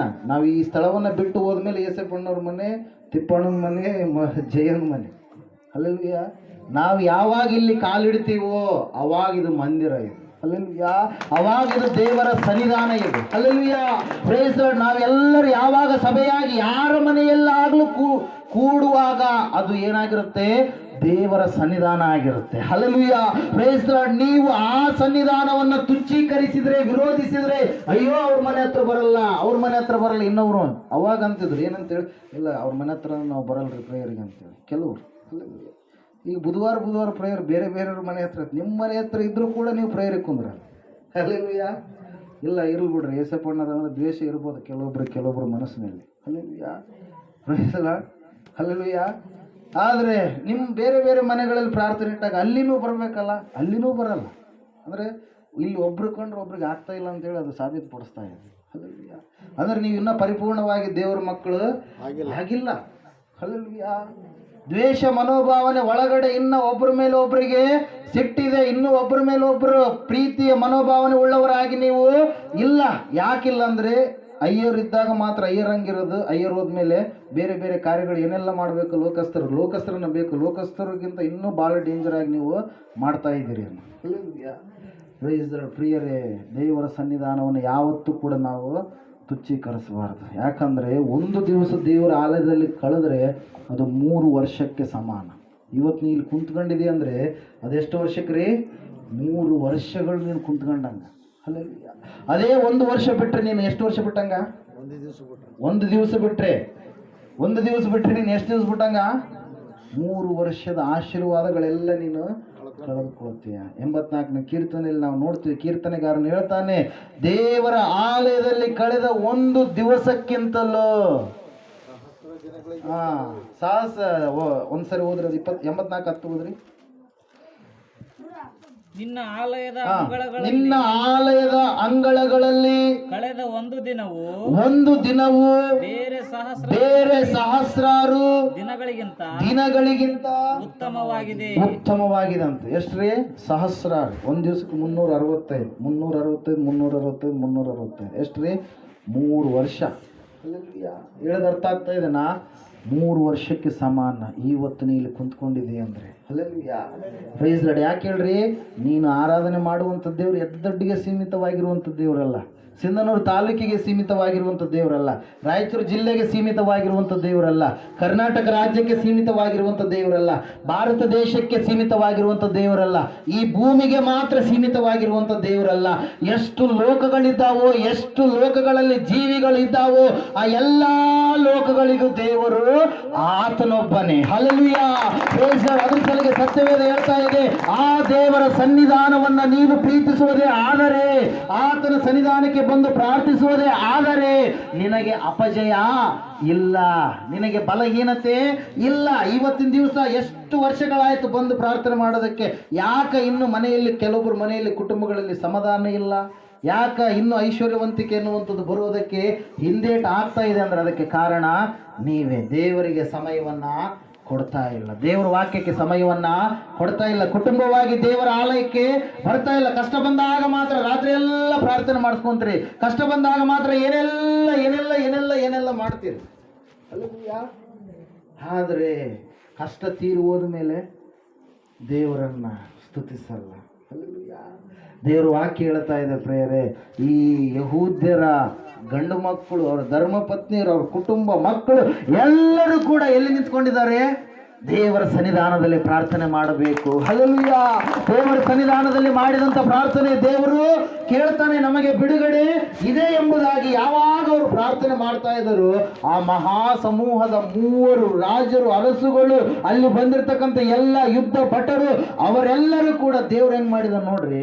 ಇವ್ರ ಕಣ್ಣುಗಳಿಗೆ ಹೆಂಗಾಗಿದಾವ ಅಂದ್ರೆ, ಹಿಂಗ್ ನೋಡಿದ್ರೆ ಶತ್ರುಗಳೇ ಅವ್ರ ಮಿತ್ರರು. ಶತ್ರು ಏನ್ರಿ? ಮಿತ್ರ. ಹಲ್ಲೆಲೂಯಾ. ಇವ್ರು ನೋಡಿದ್ರೆ ಹೆಂಗ್ ಕಣ್ಣಂಗ ಆಗ್ತಾ ಇದೆ? ಇವರಿಗೆ ಇಸ್ರಾಯೇಲರ ಕಣ್ಣಂಗ ಆಗ್ತಾ ಇದೆ. ಹಲ್ಲೆಲೂಯಾ. ಶತ್ರುಗಳಿಗೆ ಮೋವಾಬ್ಯರನ್ನ ಕಂಡ್ರೆ ಅಮ್ಮೋನಿಯರಿಗೆ ಏನಾಗ್ತಾ ಇದೆ? ಇವ್ರು ಇಸ್ರಾಯೇಲರು ಅನಿಸ್ತಾ ಇದೆ. ಇಸ್ರಾಯೇಲರು ಅಮ್ಮೋನಿಯರನ್ನು ನೋಡಿದ್ರೆ ಅಮ್ಮೋನಿಯರು ಮೋವಾಬ್ಯರನ್ನು ನೋಡಿದ್ರೆ ಅವ್ರಿಗೆ ಏನ್ ಅನಿಸ್ತಾ ಇದೆ? ಇವ್ರು ಇಸ್ರಾಯೇಲರು ಅನಿಸ್ತಾ ಇದೆ. ಹಲ್ಲೆಲೂಯಾ. ಅವರ ಕಣ್ಣುಗಳು. ಹಲ್ಲೆಲೂಯಾ. ಅವರು ಇಬ್ಬರು ಮಿತ್ರರೇ, ಅವ್ರು 3 ಕೂಡ ಏನ್ ಮಾಡಿದ್ದಾರೆ?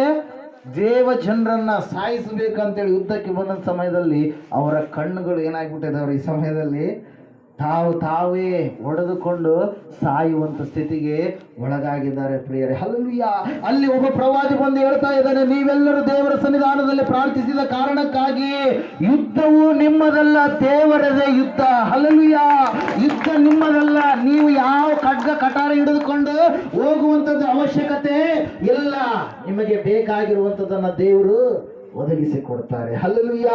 Price Lord. ಅಲ್ಲಿ ನಾವು ನೋಡ್ತಾ ಇದ್ದೀವಿ 26ನೇ ಅಧ್ಯಾಯ 20ನೇ ವಚನದಲ್ಲಿ, 19, 20ನೇ ವಚನದಲ್ಲಿ ನಾವು 20ನೇ ಅಧ್ಯಾಯ 25, 26ನೇ ವಚನದಲ್ಲಿ ನಾವು ನೋಡುವಾಗ ಅಲ್ಲಿ ಸತ್ಯವೇದ ಹೇಳ್ತಾ ಇದೆ ಪ್ರಿಯರೇ, ಯೆಹೋಷಾಫಾಟನು ಅವನ ಜನರು ಸುಲಿಗೆ ಮಾಡುವುದಕ್ಕೋಸ್ಕರ ಅಲ್ಲಿಗೆ ಹೋಗಲು ಅವರಿಗೆ ದ್ರವ್ಯ, ವಸ್ತ್ರ, ಶ್ರೇಷ್ಠ ಆಯುಧ ಇವುಗಳು ರಾಶಿಯಾಗಿ ಸಿಕ್ಕಿದವು.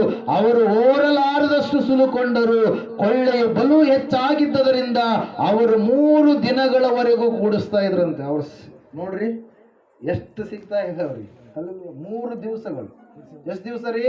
3 ದಿವಸಗಳು. ಬೆಳ್ಳಿ ಅಲ್ಲಿ ಏನೇನು ಸಿಗ್ತಾ ಇದೆ ನೋಡ್ರಿ, ವಸ್ತ್ರಗಳು, ಶ್ರೇಷ್ಠ ಆಯುಧಗಳು, ದ್ರವ್ಯ, ಹಣ. 3 ದಿವಸಗಳವರೆಗೂ ಏನ್ ಮಾಡ್ತಾ ಇದಾರೆ? ಅವರು ಎಲ್ಲ ಕೂಡಿಸ್ತಾ ಇದ್ದಾರೆ ಪ್ರಿಯರೇ. ಕೊಳ್ಳೆಯು ಬಲು ಹೆಚ್ಚಾಗಿದ್ದರಿಂದ ಅವರು 3 ದಿನಗಳವರೆಗೂ ಕೂಡಿಸುತ್ತಿದ್ದರು. 4ನೆಯ ದಿನದಲ್ಲಿ ಬೆರಾಕ ತಗ್ಗಿನಲ್ಲಿ ಕೂಡಿ ಬಂದರು. ಅವರು ಅಲ್ಲಿ ಯೆಹೋವನನ್ನ ಏನ್ ಮಾಡಿದ್ರಂತೆ? ಸ್ತುತಿಸಿದರಿಂದ ಆ ಸ್ಥಳಕ್ಕೆ ಇಂದಿನವರೆಗೂ ಬೆರಾಕ ತಗ್ಗು. ಹಲ್ಲೆಲೂಯಾ. Praise Lord. ಅಲ್ಲಿ ನಾವು ನೋಡ್ತಾ ಇದ್ದೇವೆ, ಬೆರಾಕ ಅಂದ್ರೆ ಏನ್ರಿ? ಸ್ತುತಿ. ಬೆರಾಕ ಅಂದ್ರೆ ಏನ್ರಿ? ಸ್ತುತಿ. ಅಲ್ಲಿ ನಾವು ನೋಡ್ತಾ ಇದ್ದೇವೆ ಸತ್ಯವೇದದಲ್ಲಿ ಪ್ರಿಯರೇ, ಸ್ತುತಿಯ ತಗ್ಗು. ಯಾವಾಗ ಆ ಸ್ಥಳದಲ್ಲಿ ಅವರು ದೇವರನ್ನ ಸ್ತುತಿ ಮಾಡಿದ್ರು, ಆ ಸ್ಥಳಕ್ಕೆ ಏನಂತ ಹೆಸರು ಬಂತು?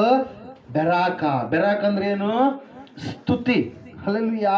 ಇವೆಲ್ಲ ದೇವರು ಒದಗಿಸಿ ಕೊಟ್ಟ ಮೇಲೆ ಕೆಲವೊಬ್ಬರಿಗೆ ಕಣ್ಣು ಕಾಣಲ್ಲ, ಭೂಮಿ ಮೇಲೆ ಇರಲ್ಲ, ಎಲ್ಲ ಐಶ್ವರ್ಯವಂತಿಕೆ ಬಂದಾಗ ಏನ್ ಮಾಡ್ತಾರ್ರಿ? ದೇವ್ರನ್ನ ಬಿಟ್ಟು ಹೋಗ್ಬಿಡ್ತಾರೆ. ಹಲ್ಲೆಲೂಯಾ. ಆದ್ರೆ ಇಲ್ಲಿ ವಾಕ್ಯ ಹೇಳ್ತಾ ಇದೆ ಏನಂತೇಳಿ, ಇವೆಲ್ಲವುಗಳು ಯಾವಾಗ 3 ದಿವಸಗಳವರೆಗೆ ಇವರು ಇಷ್ಟೆಲ್ಲ ಆಭರಣಗಳನ್ನ, ಎಲ್ಲವುಗಳನ್ನ, ವಸ್ತ್ರಗಳನ್ನ ತೆಗೆದುಕೊಂಡು ಸಂಪಾದನೆ ಮಾಡಿಕೊಂಡ್ರು, ಕೂಡಿಸಿಟ್ಟುಕೊಂಡ್ರು, 4ನೇ ದಿವಸದಲ್ಲಿ ಅವ್ರು ಏನ್ ಮಾಡ್ತಾ ಇದ್ದಾರೆ? ದೇವರನ್ನ ಸ್ತುತಿಸ್ತಾ ಇದ್ದಾರೆ. ಹಲ್ಲೆಲೂಯಾ. ಏನ್ ಮಾಡ್ತಾ ಇದ್ದಾರೆ? ಪ್ರಾರ್ಥನೆ ಮಾಡಿದ್ರು. ಅವರಿಗೆ ಬೇಕಾಗಿರುವಂತದ್ದು ಪ್ರಾಣ ರಕ್ಷಣೆ ಆಯ್ತು, ಬೇಕಾಗಿರುವಂತ ಬಹುಮಾನಗಳು ಸಿಕ್ಕಿದ್ವು. ಮತ್ತೆ ಅವ್ರು ಈಗ ಏನ್ ಮಾಡ್ತಾ ಇದ್ದಾರೆ? ದೇವರನ್ನ ಸ್ತುತಿಸ್ತಾ ಇದ್ದಾರೆ. ಹಲ್ಲೆಲೂಯಾ. ಅದರ ಸಲುವಾಗಿ ಪ್ರಿಯರೇ, ದೇವ್ರ ವಾಕ್ಯ ಹೇಳ್ತಾ ಇದೆ ಏನಂತ ಹೇಳಿ, ದೇವರಿಗೆ ನೀವು ಪ್ರಾರ್ಥಿಸುವವರಾಗಿರಿ, ಪ್ರಾರ್ಥನೆಯನ್ನ ತಪ್ಪದೆ ಮಾಡುವವರಾಗಿರಿ ಅಂತೇಳಿ ಪೌಲನ ಎಚ್ಚರಿಕೆಯಾಗಿ ಏನ್ ಮಾಡ್ತಾ ಇದ್ದಾನೆ? ಹೇಳ್ತಾ ಇದ್ದಾನೆ ಸಭೆಗಳಿಗೆ ಪ್ರಿಯರೇ. ಹಲ್ಲೆಲೂಯಾ. ಪ್ರಾರ್ಥನೆ ನಿರಂತರವಾಗಿ ಇರಲಿ, ಪ್ರಾರ್ಥನೆಯನ್ನ ಬಿಡಬೇಡ್ರಿ. ಪ್ರಾರ್ಥನೆ ಮಾಡುವಾಗ ಯೇಸು ಕ್ರಿಸ್ತನ ನಾಮದ ಮೂಲಕವಾಗಿ ಪ್ರಾರ್ಥಿಸಿರಿ. ಕೆಲವೊಬ್ರು ಸ್ವಸ್ಥತೆ ಇಲ್ಲ ಅಂತ ಹೇಳ್ತಾರೆ, ಅವ್ರು ಪ್ರಾರ್ಥನೆ ಮಾಡಲ್ಲ, ಅವ್ರಿಗೆ ಸ್ವಸ್ಥತೆ ಆಗಲ್ಲ. ಅವರಿಗೆ ನಂಬಿಕೆ ಇಲ್ಲ, ಅವರಿಗೆ ಸ್ವಸ್ಥತೆ ಆಗಲ್ಲ. ದೇವರು ಹೇಳಿದನಲ್ಲ, ನೀವು ಕುರುಬರು, ನೀವು ಎಚ್ಚರಿಕೆ ಪಡಿಸಲಿಲ್ಲ. ರೋಗವಾದಂಥ ಕುರಿಗಳು ಏನಾದವು? ಅವುಗಳ ರೋಗಗಳನ್ನು, ಗಾಯಗಳನ್ನು ನೀವು ಕಟ್ಟಲಿಲ್ಲ. ದುರ್ಬಲವಾದಂಥವುಗಳಿಗೆ ಪುನಃ ಬಲವನ್ನ ತುಂಬಲಿಲ್ಲ. ಓಡಿವಾದಂಥವು ಮಂದೆಯನ್ನು ಬಿಟ್ಟು ಹೋಗಿದ್ದು, ಅವುಗಳನ್ನು ಪುನಃ ಮಂದೆಯ ಕಡೆಗೆ ನೀವು ಸೇರಿಸಿಕೊಳ್ಳಲಿಲ್ಲ. ಹಲ್ಲೆಲೂಯಾ. Praise the Lord. ದೇವರು ವಾಕ್ಯ ಹೇಳ್ತಾ ಇದೆ ಪ್ರಿಯರೇ, ಆ ಕುರಿಗಳು ತಪ್ಪಿ ಹೋಗಿರುವಂಥವುಗಳು ಯಾವ್ಯಾವಿದಾವೋ ಆ ಎಲ್ಲ ಕುರಿಗಳು ಕೂಡ ಪುನಃ ಮಂದೆಗೆ ಸೇರಿಸಲ್ಪಡ್ತವೆ. ಹಲ್ಲೆಲೂಯಾ. Praise the Lord. ದೇವರು ವಾಕ್ಯ ಹೇಳ್ತಾ ಇದೆ, ಪ್ರಾರ್ಥನೆ ಮಾಡುವಂತ ನಾಲಿಗೆ ನಿನ್ನ ನಾಲಿಗೆ ಆಗಬೇಕು. ಪ್ರಾರ್ಥನೆ ಮಾಡುವಾಗ ಎಲ್ಲ ಮನಸ್ಸಿನಾಗ ಇಟ್ಕೊಂಡು ಪ್ರಾರ್ಥನೆ ಮಾಡುವಾಗ ಏನೆಲ್ಲ ಆಲೋಚನೆಗಳು ಬರ್ತಾವೆ. ಹಲ್ಲೆಲೂಯಾ. ಏನೆಲ್ಲವೂ ಬರ್ತವೆ. ಆ ಆಲೋಚನೆಗಳ ಕಡೆ ಕೊಟ್ಟರಪ್ಪ ಅಂದ್ರೆ, ಅದ್ರ ಸಲುವಾಗಿ ವಾಕ್ಯದಲ್ಲಿ ನಾವು ನೋಡ್ತಾ ಇದ್ದೇವೆ, ಏಕಾಂತವಾಗಿ ಹೋಗಿ ನಿನ್ನ ಕೋಣೆ ಒಳಗೆ ಬಾಗಿಲನ್ನು ಮುಚ್ಕೊಬೇಕು. ಲೋಕದ ಬಾಗಿಲುಗಳು, ಆಲೋಚನೆ ಬಾಗಿಲುಗಳು ಯಾವ್ಯಾವ ಬರ್ತಾವೋ ಆ ಸಮಯದಲ್ಲಿ ಅವೆಲ್ಲವುಗಳನ್ನ ಮುಚ್ಚಿಕೊಂಡು ನೀನೇನ್ ಮಾಡಬೇಕು? ಪ್ರಾರ್ಥನೆ ಮಾಡಬೇಕು. ಹಲ್ಲೆಲೂಯಾ. ಅದರ ಸಲುವಾಗಿ ಸತ್ಯವೇದ ಹೇಳ್ತಾ ಇದೆ ಪ್ರೇರ, ಮೊದಲನೇದಾಗಿ ಸ್ತುತಿಸುವ ನಾಲಿಗೆ ನಿನ್ನದಾಗಿದ್ರೆ ದೇವರು ನಿನ್ನನ್ನ ಮೆಚ್ಚುತ್ತಾನೆ. ಹಲ್ಲೆಲೂಯಾ. ಎರಡನೇದಾಗಿ ಯಾವ ನಾಲಿಗೆ ಆಗಿರ್ಬೇಕು? ಪ್ರಾರ್ಥಿಸುವಂತ ನಾಲಿಗೆ. ಪ್ರಾರ್ಥನೆ ಮಾಡುವಂಥವ್ರು, ದೇವರ ಮುಂದೆ ಮೊಣಕಾಲು ಊರುವಂಥವ್ರು, ಬೇರೆ ಮನುಷ್ಯರ ಮುಂದೆ ಕೈ ಬೇಡುವಂತ ಅವಶ್ಯಕತೆ ಇಲ್ಲ. ಹಲ್ಲೆಲೂಯಾ. Praise Lord. ಅದರ ಸಲುವಾಗಿ ಪ್ರಿಯರೇ, 2 ಅಂಶಗಳು, ಮುಂದಿನ ವಾರ ಇನ್ನೂ ಅನೇಕ ಅಂಶಗಳನ್ನು ನಾವು ನೋಡೋಣ. ಈ ಸಮಯದಲ್ಲಿ ನಾವೆಲ್ಲರೂ ನಿಂತುಕೊಳ್ಳೋಣ. ನಿನ್ನ ನಾಲಿಗೆ ಯಾವ ರೀತಿ ಆಗಿದೆ? ಹೊಟ್ಟೆ ಕಿಚ್ಚಿನ ನಾಲಿಗೆ ಆಗಿದೆಯಾ? ಇನ್ನೊಬ್ಬರನ್ನ ದ್ವೇಷಿಸುವಂತ ನಾಲಿಗೆ ಆಗಿದೆಯಾ? ಚಾಡಿಯ ಮಾತುಗಳನ್ನು ಹೇಳುವಂತ ನಾಲಿಗೆ ಆಗಿದೆಯಾ? ಸುಳ್ಳಿನ ನಾಲಿಗೆ ಆಗಿದೆಯಾ? ಇರಲಾರದನ್ನ ಕಲ್ಪಿಸಿ ಹೇಳುವಂತ ನಾಲಿಗೆ ಆಗಿದೆಯಾ?